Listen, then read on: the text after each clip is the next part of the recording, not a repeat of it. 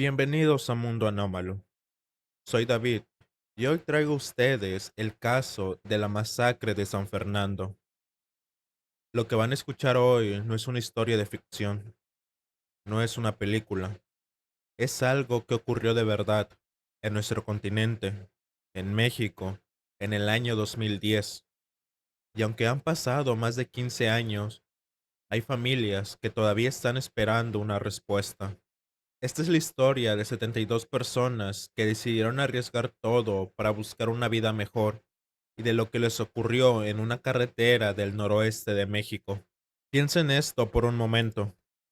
72 personas, hombres y mujeres, jóvenes en su mayoría, algunos con familia, con hijos, con planes, venían de Honduras, de El Salvador, de Guatemala, de Ecuador, de Brasil. Habían cruzado ríos, fronteras y carreteras para llegar hasta el norte de México. Solo les faltaba un último tramo para alcanzar lo que habían soñado. Ninguno de ellos llegó. La noche del 22 de agosto de 2010, los 72 fueron ejecutados dentro de una bodega abandonada en el municipio de San Fernando, en el estado de Tamaulipas. Sus cuerpos fueron encontrados por soldados de la Secretaría de Marina 24 horas después. Gracias a que uno de ellos logró sobrevivir y caminó durante horas, herido, para dar aviso. El caso sacudió al mundo, provocó condenas internacionales, investigaciones, promesas de justicia, y durante años fue cayendo lentamente en el olvido. Hoy, en Mundo Anómalo, vamos a recordar lo que pasó, a quiénes eran esas personas, y preguntarnos, con honestidad, qué tan lejos hemos llegado en la búsqueda de justicia. Para entender lo que ocurrió aquella noche, primero tenemos que entender el lugar y el momento. San Fernando es un municipio en el noreste de México. No es una ciudad grande ni famosa. Es un punto de paso, un cruce obligado en la carretera federal que une la costa del Golfo con la frontera con Estados Unidos. Para quien viajaba de Veracruz hacia Reynosa o Matamoros, San Fernando era inevitable. Y en el año 2010, San Fernando era territorio de los Zetas. Los Zetas comenzaron como un grupo de desertores militares de élite, reclutados a finales de los años 90 para proteger a Osiel Cárdenas Guillén, el líder del Cártel del Golfo. Su formación especial y su capacidad de violencia los convirtió rápidamente en la estructura criminal más temida del país. Pero en febrero del 2010, después de años de acumulación de poder, los Zetas rompieron con el Cártel del Golfo y declararon una guerra abierta en Tamaulipas. Esa guerra necesitaba combatientes, y cuando no los encontraban de forma voluntaria, los buscaban de otra manera. Los migrantes que cruzaban México en esos años lo hacían, en su mayoría, sin documentos, sin protección y con muy poco dinero. Viajaban en autobuses de línea, mezclados con pasajeros comunes, esperando no llamar la atención. La CNDH ya había documentado que solo en 2009 al menos 9.000 migrantes habían sido secuestrados a lo largo de estas rutas. Muchos nunca fueron reportados. El camino al sueño americano, en el México del 2010, podía convertirse en una trampa sin salida. El sábado 21 de agosto de 2010, dos autobuses de pasajeros salieron de Veracruz con rumbo al norte. A bordo viajaban aproximadamente 77 personas, en su gran mayoría migrantes centroamericanos y sudamericanos que buscaban alcanzar la frontera con Estados Unidos. Algunos viajaban solos, otros en pequeños grupos.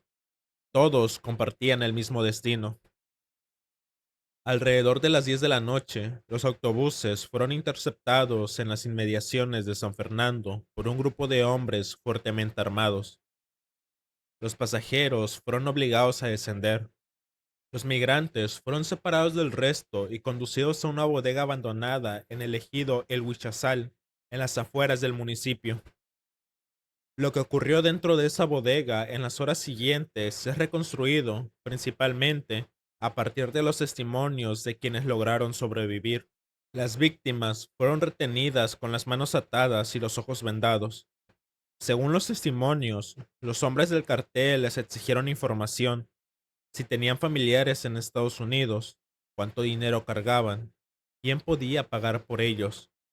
Luego vino la oferta: unirse a los Zetas, convertirse en parte de su fuerza de combate.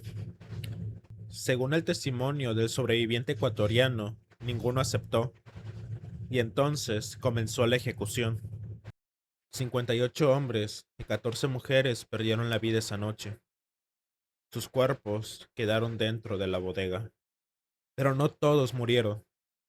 Luis Freddy Lala Pomavilla, ciudadano ecuatoriano de 18 años, recibió un disparo en el cuello. La bala le entró por la nuca y le salió por la mandíbula. Freddy cayó, y en medio de todo, tomó la decisión que le salvó la vida: fingir que estaba muerto. No se movió, no hizo un sonido, esperó. Cuando los hombres armados abandonaron el lugar, Freddy se levantó. Estaba herido, desorientado, en la oscuridad de una bodega en medio de ninguna parte, pero empezó a caminar. Horas después, llegó a un puesto de control de la Secretaría de Marina. Los soldados lo encontraron cubierto de sangre, con una herida severa en la cara, y escucharon su relato. El segundo sobreviviente, hondureño, cuya identidad fue protegida por las autoridades, logró desatarse durante el caos, escapar hacia los matorrales cercanos y caminar en otra dirección.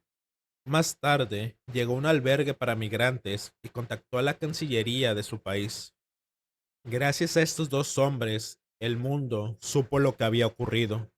El 24 de agosto, los soldados de la Secretaría de Marina llegaron a la bodega del ejido, el Huichazal. Lo que encontraron fue devastador: 72 cuerpos amontonados, con manos atadas y ojos vendados. El comunicado oficial de la CEMAR fue emitido ese mismo día. En cuestión de horas, la noticia había llegado a todos los países de origen de las víctimas. Los gobiernos de Honduras, El Salvador, Guatemala, Ecuador y Brasil emitieron declaraciones de condena. La Organización de Estados Americanos pidió una investigación urgente. El relator especial de la ONU para Migración exigió una explicación. En México, el gobierno federal prometió una investigación exhaustiva y castigo ejemplar para los responsables. El mundo estaba mirando. Si la masacre de agosto de 2010 fue un golpe brutal a la conciencia pública, lo que se descubrió 7 meses después fue aún más perturbador. A finales de marzo de 2011, varios autobuses de pasajeros fueron secuestrados en la misma carretera. Entre los desaparecidos había un soldado del ejército mexicano recién casado. Sus superiores ordenaron el despliegue inmediato de tropas en la zona para buscarlo. El 1 de abril de 2011, esas tropas encontraron algo que nadie esperaba: fosas clandestinas, una, luego otra, luego otra. En los días y semanas siguientes se fueron abriendo 48 fosas en total, distribuidas en los alrededores de San Fernando. Adentro había 193 cuerpos más. La mayoría eran ciudadanos mexicanos, pasajeros comunes que habían tomado un autobús y nunca habían llegado a su destino. Algunos eran jóvenes, había personas de diferentes estados. Ninguno era criminal. Todos habían sido secuestrados en la misma carretera en los meses anteriores bajo el mismo patrón. San Fernando no era solo el escenario de una masacre, era una zona de exterminio sistemático. Cuando se conoce un crimen de esta magnitud, la pregunta natural es: ¿cómo respondió el Estado? ¿Quién investigó? ¿Qué se encontró? ¿Qué falló? La respuesta, en el caso de San Fernando, es complicada. La Secretaría de Marina actuó con rapidez una vez que recibió el aviso del sobreviviente ecuatoriano. El despliegue fue inmediato y el lugar fue resguardado. Las primeras detenciones de integrantes de los Zetas comenzaron en las semanas siguientes. En 2011, la captura de Martín Normal Estrada de la Mora, conocido como El Kilo, Fue un golpe importante. Era el jefe de plaza de los Zetas en San Fernando y uno de los principales responsables directos de ambas masacres. Pero la investigación tuvo fallas graves que fueron documentadas por la CNDH en su recomendación 80 de 2013. Los primeros peritajes y el traslado de cuerpos presentaron errores que afectaron la identificación de las víctimas. Evidencias fueron mal preservadas. El Ministerio Público que inició la investigación fue asesinado solo 3 días después del hallazgo, y para cuando la investigación formal quiso avanzar, la cadena de custodia ya estaba dañada. Pero quizás la falla más inquietante no fue técnica, sino institucional. Existen testimonios que apuntan a que policías municipales de San Fernando fueron los primeros en interceptar los autobuses esa noche, que fueron ellos quienes condujeron a los migrantes hacia los hombres armados del cartel. En otras palabras, que parte del Estado no fue víctima ni testigo de lo que ocurrió, que fue cómplice. En 2011, al momento de descubrirse las fosas, 16 policías municipales de San Fernando fueron detenidos por presunta colaboración con los Zetas. La policía local fue prácticamente desarmada en su totalidad, pero en el expediente de la masacre de 2010, ningún funcionario público fue acusado formalmente por complicidad. Además, en 2015, la entonces Procuraduría General de la República clasificó la información del caso como reservada, bloqueando durante años el acceso de las familias a los expedientes. Las organizaciones de derechos humanos tuvieron que recurrir a amparos y recursos legales para poder lograr que esa información fuera liberada. Hubo un Estado que falló en proteger a las víctimas, un Estado que falló en investigar con rigor, y según evidencia documentada, partes del aparato estatal que incluso facilitaron el crimen. Con el paso de los años, la justicia fue llegando, lentamente, de forma fragmentada, pero fue llegando. En mayo de 2022, 12 años después de los hechos, 18 integrantes de los Zetas fueron condenados por los crímenes relacionados con San Fernando. Las penas oscilaron entre 13 y 58 años de prisión, principalmente por cargos de delincuencia organizada y portación de armas. En agosto del 2024, 11 personas más recibieron condenas de 50 años de prisión por homicidio calificado, incluyendo a Salvador Alfonso Martínez Escobedo, conocido como La Ardilla, señalado como autor intelectual de la masacre, y al propio El Kilo. En enero de 2025, nuevas sentencias fueron dictadas específicamente por los crímenes de agosto de 2010. El Kilo recibió una condena acumulada de 73 años y 3 meses de prisión. El Coyote, otro de los responsables, 82 años. El Alacrán, 76. Son números que en el papel representan justicia, pero las familias y las organizaciones de derechos humanos que han acompañado el caso durante 15 años saben que la historia no está cerrada. Hasta el día de hoy, 9 de los 72 víctimas siguen sin ser identificadas. Sus familias, en algún lugar de Centroamérica o Sudamérica, no han podido ni siquiera saber con certeza si su ser querido está entre los muertos. Al menos 3 personas del grupo original siguen desaparecidas. Ningún funcionario público ha sido sentenciado por complicidad o por negligencia en la protección de los migrantes. Y la periodista Marcela Turati, quien dedicó más de una década a investigar el caso y publicó en 2023 el libro San Fernando, Última Parada, fue incluida de forma injustificada, junto con una abogada de víctimas, en una investigación por secuestro. Las organizaciones civiles lo interpretaron como un intento de intimidación a quienes buscan la verdad. El caso de San Fernando está parcialmente resuelto, pero parcialmente no es suficiente cuando hay 9 familias que todavía no saben dónde están sus muertos. Quisiera que nos detuviéramos un momento a pensar en lo que este caso significa, más allá de los números. 72 personas murieron porque decidieron buscar una vida mejor. Ese es el centro de todo.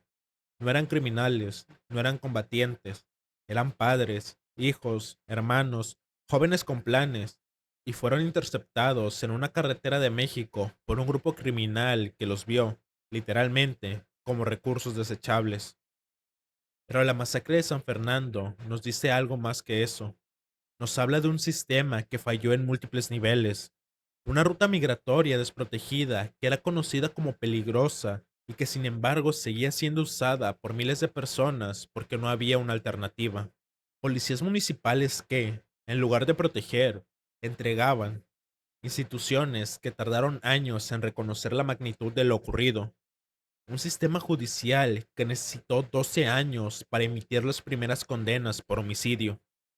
Y al mismo tiempo, el caso de San Fernando nos habla de resistencia, de las familias de las víctimas que no se rindieron, de abogadas como Ana Lorena Delgadillo, que pelearon durante más de una década para que los expedientes fueran abiertos, de periodistas como Marcela Turati, que arriesgaron su seguridad para documentar lo que las instituciones preferían silenciar, de organizaciones civiles que acompañaron a las familias cuando nadie más lo hacía. La masacre de San Fernando no provocó un cambio de ley, no generó una reforma migratoria, no produjo una nueva institución de protección para migrantes en tránsito. En ese sentido, la historia es frustrante, pero sí provocó algo más difícil de medir. Obligó a México y a Latinoamérica a mirar de frente una realidad que preferían ignorar, la de los miles de migrantes que cada año cruzan el continente en condiciones de extrema vulnerabilidad, sin protección, sin voz y, con demasiada frecuencia, sin que nadie los busque cuando desaparecen. En el 10º aniversario del descubrimiento de las fosas, en 2021, las familias de las víctimas enviaron cartas abiertas a los presidentes de México, Estados Unidos, Guatemala y El Salvador. Pedían lo mismo que llevaban pidiendo una década: la identificación completa de los cuerpos, el acceso a la verdad y que ningún funcionario cómplice quedara impune. Muchas de estas cartas no recibieron respuesta. 9 víctimas siguen sin nombre, 3 personas siguen desaparecidas y las familias siguen esperando. Recordar lo que ocurrió en San Fernando no es solo un ejercicio de memoria histórica, es un acto de dignidad hacia las personas que merecían llegar a su destino y que no lo hicieron. Si llegaron hasta aquí, significa que este caso los movió tanto como a mí. Y eso es exactamente lo que este canal busca, que las historias que contamos no se queden en datos, sino que nos recuerden que detrás de cada caso hay personas reales. Si quieren saber más sobre el caso de San Fernando, les recomiendo el libro de la periodista Marcela Turati, San Fernando, Última Palabra, publicado en 2023. Es una investigación exhaustiva y profundamente humana. También pueden consultar el informe del Colegio de México y las recomendaciones de la CNDH que están disponibles en sus sitios oficiales. Si este video les pareció valioso, ya saben cómo apoyar el canal. Un like, un comentario, compartirlo con alguien. Cada uno de sus gestos ayuda a que estas historias lleguen más lejos. Gracias por escuchar esta historia real. Soy David y, sin nada más por el momento, nos vemos en el próximo video. Cuídense mucho.